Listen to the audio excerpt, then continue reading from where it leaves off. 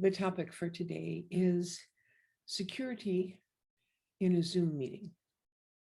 Now, Zoom has evolved quite a bit since we first started using it during this pandemic, and they now provide more security than they did originally, including requiring hosts to either use a waiting room or use a passcode. There's not an option at this point. You're going to use one or the other or both. And so the risks of having someone interrupt your meeting, and it's called Zoom bombing, and usually it's inappropriate behavior or pictures or words or yelling or whatever. But the odds of that happening are fairly small if you have a meeting that has reduced risk. And by that I mean one where you have created a meeting, made a link, and then only shared that link with the members of your group. So the Quaker meeting, the Fit for Life class, places where there is a membership and you know who these people are. Those meetings have very little risk. Meetings that are more public, let's say the Davis Genealogy Club. Now that's a meeting where, again, you know who people are. You're sending the link out by email. You're not publishing it in the newspaper or putting it up on a website. So again, small risk. But if, for example, the Genealogy Club wanted to do something where they were going to invite members from all the other genealogy clubs in the area, well, then you have a larger risk because there's more people who have the link and someone may put it somewhere that is harvestable. The bad actors who are wanting to disrupt meetings have now gotten a tool, which is, it's a computer robot, it's a program that goes and it looks on the internet for strings of characters that start the link of a meeting. When it finds that string of characters, it scrapes it, they call it, it gathers that up, and suddenly, there have a potential victim. And so that's what's happening. That's what's changed, is that now there are people out there who simply, they get off on messing up other people's lives. So what can we do about that? Well, the first thing, of course, is not to publish any link, not to put it out on Facebook, not to put it out in a public place. Other things that can be done to restrict things are, you can require registration for someone to come into a meeting. And that means that only people who have a Zoom account and go through the process of registering for your meeting can get in. Now, this doesn't mean that no one who's going to try and disrupt things could possibly get in. They could, but it does mean that the person would have had to do a lot of planning ahead, and they would have had to register an account that then they use to get into your meeting. So all of that being said, it's unlikely that anything's going to disrupt your meeting. But if it did, here are some things that you should know about and know how to do. First off, I recommend that every meeting has a host and at least a couple of co-hosts. Now, if you're in a small meeting, that's fine. If you're in a very large meeting, you might want to have more than 2 co-hosts.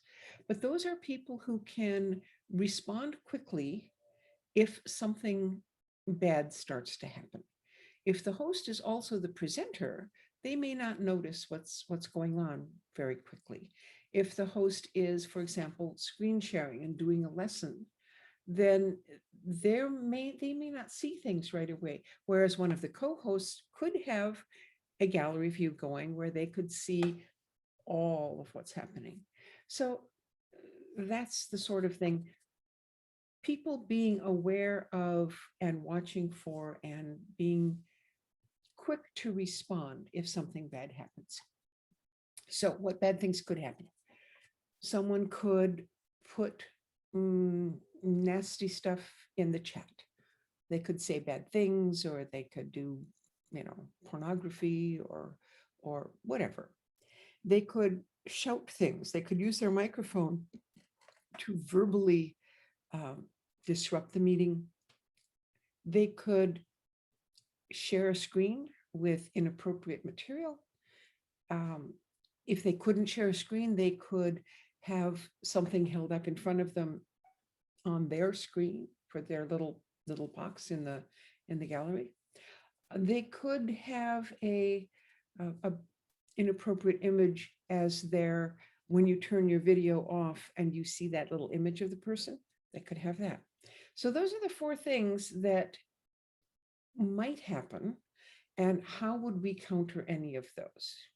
Well, the chat one, you can kick the person out who's doing it and they've stopped doing it, but that is going to remain in your chat for the remainder of the meeting. Now, one of the things one of the folks suggested was, okay, have a little notepad over there, on your computer, a little note where it says love, love, love, love, love, love, love 3,000 times. And have that copied so it's on your clipboard. If something bad happens, you just go into the chat, paste, and boom, whatever you didn't want to see is now way out of the way. You're not going to see it anymore because Zoom shows you the most recent chats. Okay, I actually haven't heard of anybody doing that, but it's a logical thing to do. The videos and the audio things can be stopped by stopping that person's ability to have their microphone on or have their video playing. So if they are stop video and they're muted, okay. But a lot of times in our sort of casual meetings, the ability to unmute yourself is given to all the participants. The unmuted ability to turn your video on when it's on is given to participants. So just stopping that one, you stop them, they start it, you stop them, they start it, you mute them, they press the space bar and say with it. Well, that's sort of counterproductive. But Zoom has created for you a, well, panic button, I guess you'd call it. This is in the newer versions of Zoom. If you do not see this when you're a host and you go to the security shield at the bottom of your screen, if you do not see that red line at the bottom that says suspend participant activities, it probably means you don't have the current version of Zoom, and I would encourage you to update. Actually, I would encourage you to update every week or two, every month at the least, just so you've got the most recent capabilities. So if I'm a host or I'm a co-host, there's a shield that appears at the bottom, along the bottom of the screen right there. And it has a number of things that you can do. I'll read them to you. Lock meeting, enable waiting room, hide profile pictures, allow participants to, and then there's checks, things that you can check off. Share screen, chat, rename themselves, unmute themselves, and start video. And your meeting is going to be set however you set it. You can choose to have all that stuff on, some off, all off. It's totally up. Who knows what you've got?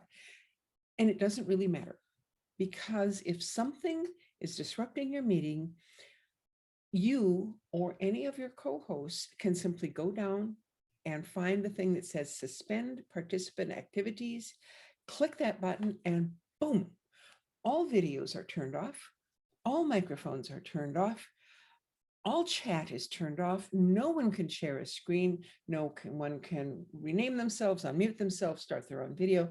None of that is available except to the host and the co-hosts.